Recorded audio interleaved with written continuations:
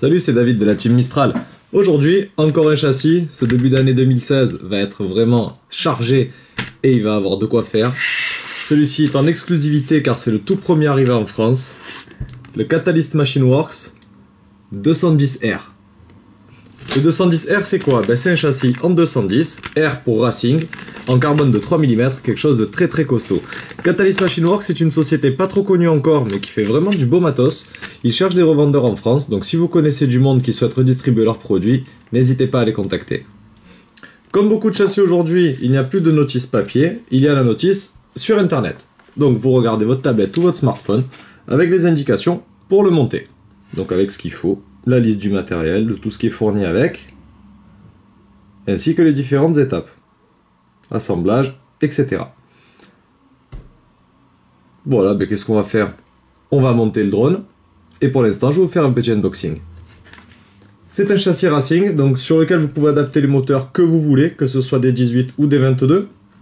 Les hélices maxi 5 pouces, donc sûrement des tripales ou des bullnose en fonction de la config. La config que nous allons faire nous, on va l'équiper en Scorpion 2205 2350 kV. J'aime beaucoup ces moteurs et avec des tripales ça fait un super bruit. Donc j'en avais 4 sous la main, tant qu'à faire on va l'équiper avec ça. 4 ESC Little B, les meilleurs ESC du moment, on vole presque tous avec et puis on n'a pas encore eu de soucis, donc on va continuer sur ça. Pour la carte de vol, j'hésite encore, ou une NAS 32 ou bien une SPF 3. J'ai pas testé la F3 encore, donc je pense que je vais partir là-dessus, histoire de découvrir cette carte aussi. Voilà, écoutez, n'attendons pas plus longtemps, et regardons ce qu'il y a dans la boîte, ou plutôt dans le sac. Alors, dans le sachet, il y a quoi? On va ouvrir proprement. Bon, on s'en fout proprement. Le tout, c'est de savoir ce qu'il y a là-dedans, parce que c'est beau. Bon, allez, on commence direct dans le vif du sujet. La mainframe, donc la plaque principale, 3 mm de carbone découpé. Très belle découpe d'ailleurs, bien clean. Il n'y a rien qui accroche. C'est propre, c'est beau. Et c'est fin. Ça a une géométrie plus large que longue, comme beaucoup de drones aujourd'hui, donc comme le Alien et beaucoup de drones que nous pilotons actuellement. Donc voilà la top frame. Ensuite, en fait on va procéder plus ou moins dans l'ordre, sans faire exprès. La plaque donc qui va servir ici, c'est un châssis on va dire de type lowrider, on va l'appeler comme ça. Il y a beaucoup de mises à jour aujourd'hui par exemple du ZMR qui permettent, au lieu d'avoir la plaque supérieure ici, qui permettent de l'avoir en bas. Donc ça permet de réduire un peu le centre de gravité pour mettre la batterie et le pod avec la caméra, le mettre un peu plus haut. Voilà, donc c'est un châssis de ce type là. Donc là, il y a la plaque marquée Speed dessus, car c'est prévu pour aller vite. On remarque ici ce trou pour faire passer les câbles d'alimentation de la batterie et le trou de l'antenne. Celle-ci, elle se met dessous, donc je pense que c'est la plaque de protection, parce que vous verrez tout à l'heure qu'il y a une pièce en impression 3D qui permet de reculer l'emplacement de la PDB en dessous. Ce châssis est quand même assez réfléchi, ça change un petit peu de tous les châssis carbone traditionnels. Et de toute façon, heureusement qu'il y a des marques qui innovent, il n'y a pas que des copieurs. Ça permet au sport d'avancer et d'avoir de nouvelles créations. Ensuite, ça, je pense que c'est le support de la cam. 3 mm aussi, oh, et balèze. Et là, le support qui permet de l'incliner. Qui s'emboîte parfaitement d'ailleurs. Ça se met comme ça, comme ça. Et à mon avis, ça vient comme ça. Et devant, il doit avoir 2 spacers. Voilà, vous voyez la hauteur en fait à laquelle se trouve la cam et la plaque cam, la plaque batterie pardon, je vais y arriver, elle se trouve ici. Donc cette partie-là empêche la batterie d'avancer aussi. En tout cas les pièces sont vraiment réussies, la qualité de découpe est très sympa. Alors cette pièce en 3 mm aussi petite, c'est du béton. Pour de la casser, on a le temps.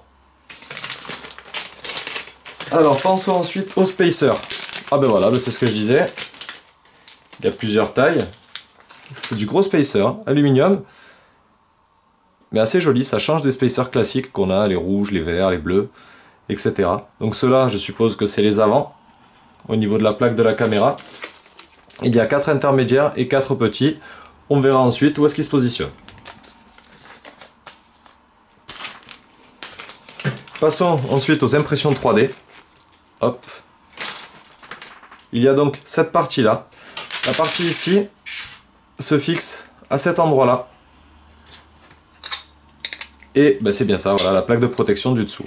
Ça permet donc d'avoir, on va dire, un train d'atterrissage, une partie qui appuie et qui ne dépend pas des moteurs.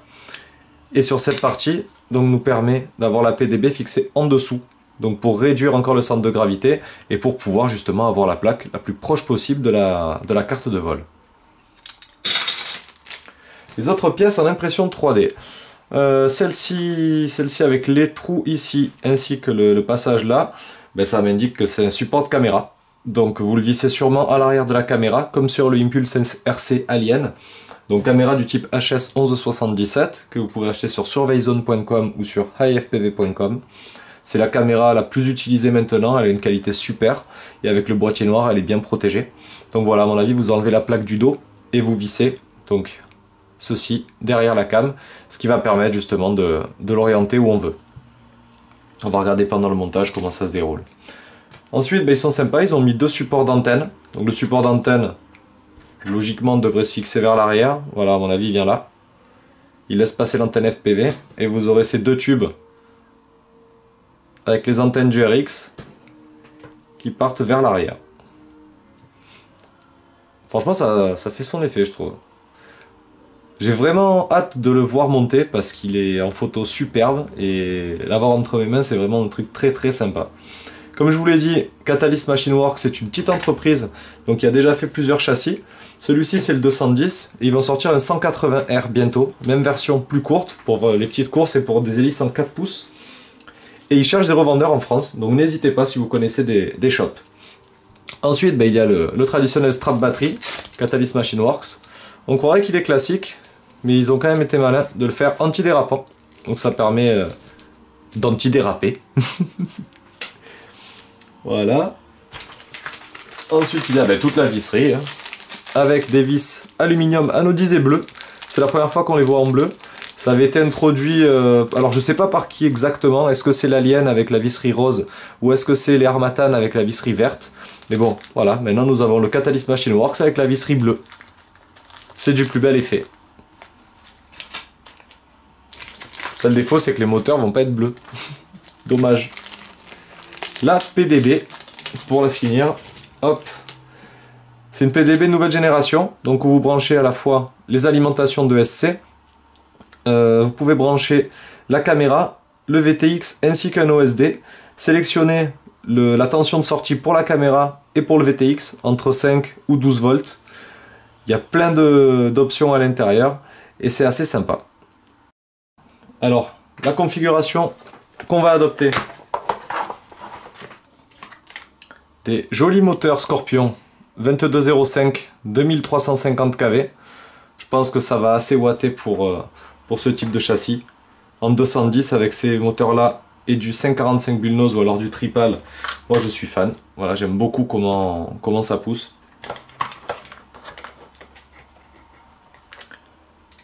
Voilà. Les ESC, ben, les traditionnels Little B. La carte F3 Deluxe, F3 Acro, pardon. Et ensuite, ben, un RX FR Sky D4R. On a eu droit à un petit cadeau avec ce châssis. Donc c'est le support pour la Xiaomi Yi. Yi, c'est pas pratique à dire comme nom. Voilà, c'est un support en impression 3D qui se met sur l'avant du drone. Donc voilà, sur la plaque en 3 mm. De cette manière-là. Et vous faites glisser la caméra à l'intérieur pour la verrouiller avec un strap. Ma Xiaomi, elle est où? Elle est ici. Par contre, je suis obligé d'enlever cette protection en caoutchouc. Et donc, voilà, on la glisse dedans. C'est un petit peu flexible, c'est sympa. Et puis là, on est sûr qu'elle partira pas. Ouais, c'est même bien flexible. Je sais pas ce que c'est comme matériau.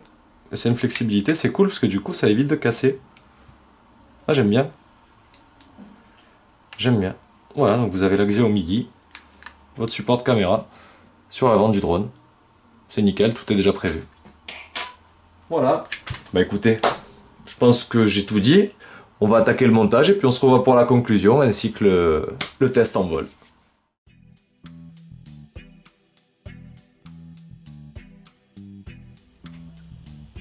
Allez, c'est parti pour le montage. Donc il faut prendre les vis M3 par 8 mm. Un petit peu de frein filé dessus, comme d'habitude.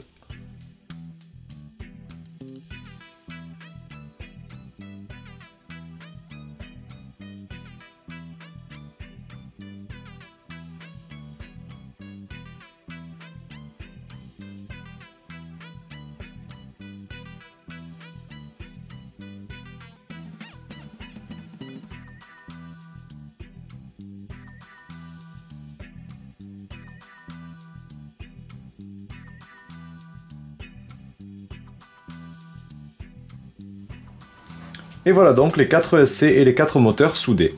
Vous observerez que là, donc, les fils sont soudés dans l'ordre 1, 2, 3. Et ici, ils sont inversés, donc 3, 2, 1.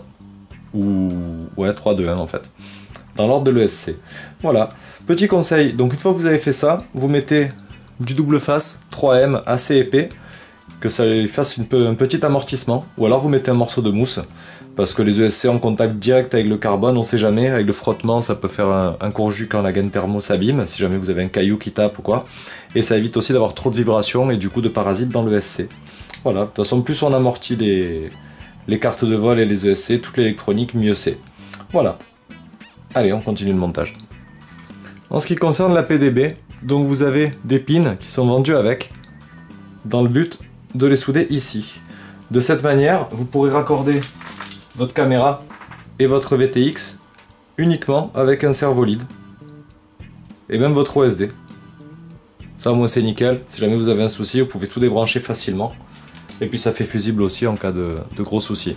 Voilà, donc pour les souder, tout simplement vous le mettez à l'envers, vous laissez dépasser un petit peu mais pas trop et vous remplissez d'étain quoi.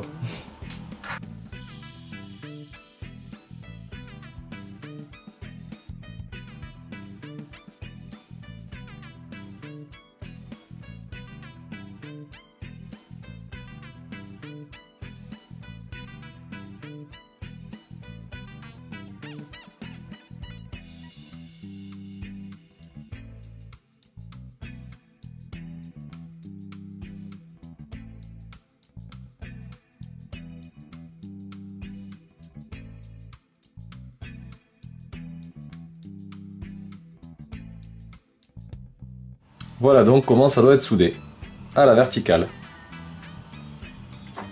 Donc comme j'avais dit tout à l'heure, l'arrière du drone correspond avec les pins inclinés. Voilà, ensuite il suffit de souder donc la lime des ESC. Faire attention, bien raccourcir les fils, faire ça propre.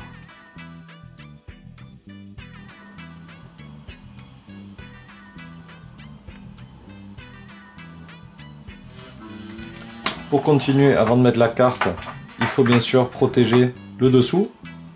Donc pour ce faire, la petite entretoise en impression 3D et la plaque de carbone de dessous. Hop, sur laquelle vous venez insérer les 4 petits tubes en alu.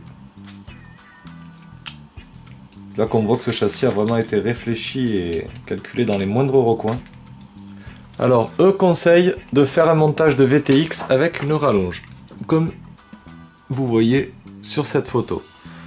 Moi j'ai choisi juste de le mettre au double face, en laissant dépasser, parce que j'avais pas de rallonge sous la main. Donc voilà, on va le positionner comme ça.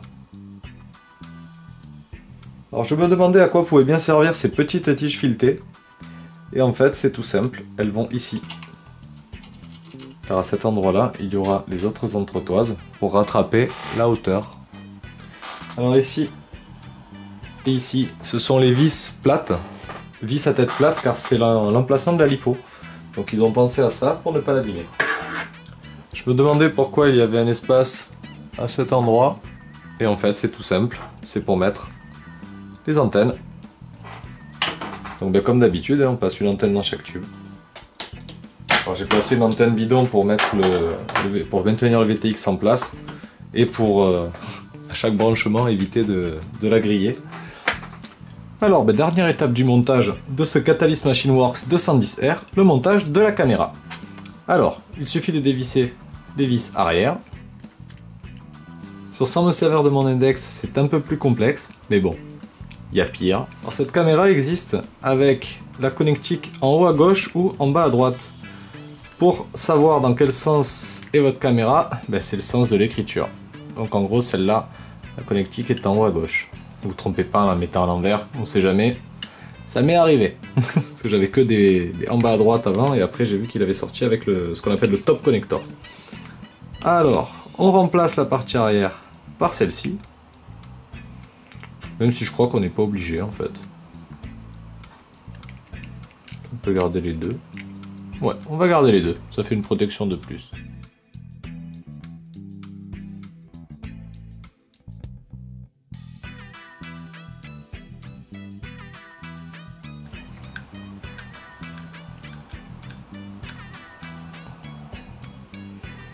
C'est vraiment bien fait, leur système. Et puis ça fait un sacré angle à bloc. Hein.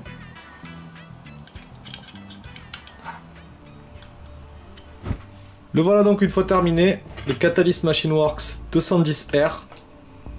Super machine, 210 mm, Special Race, format ce qu'on appelle lowrider, avec donc la partie arrière plus basse pour avoir la batterie avec un centre de gravité plus bas. Tout simplement. Voilà, caméra tiltable réglable facilement. Moteur Scorpion 2205, 2350 kV. Donc là on va envoyer du lourd en tripale, peut-être en quadripale. On ne sait pas encore, mais je pense que les quadripales elles vont bien faire une session dessus. Voilà, ce châssis est tout simplement très bien pensé. L'arrière, le support d'antenne est flexible en impression de 3D. On peut rajouter donc le support pour la Xiaomi qui se fixe en enlevant les 4 boulons et en mettant 4 autres. Voilà, il est super bien pensé, il est léger, il est efficace, il est beau, vraiment nickel. Au niveau résistance, ben, châssis en 3 mm, même la plaque du dessus là est en 3 mm. Donc là en carbone avant de le casser, on a le temps. Voilà, autre avantage, ben, il a toute la visserie en aluminium, anodisé bleu, même la visserie des moteurs est fournie.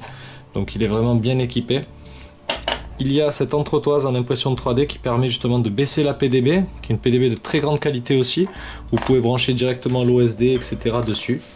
Le seul petit truc qui manquait, c'était des LED. Je les ai rajoutés. Donc voilà, on va voir ce que ça donne un petit peu, ce que ça fait son effet. Voilà, il est là, avec sa petite LED bleue. Parfait. Ouais, j'ai trouvé que la LED là c'était sympa, et puis vu que derrière, qu'en général ils volent très inclinés, ça fait juste un trait de LED et c'est plutôt sympa. Voilà. Bon, c'est pas la batterie qu'il va avoir dessus, mais bon, ça peut être sympa. Allez les gars, bah écoutez, à tout de suite pour le test en vol. On va voir ce que cette petite bête a dans le ventre.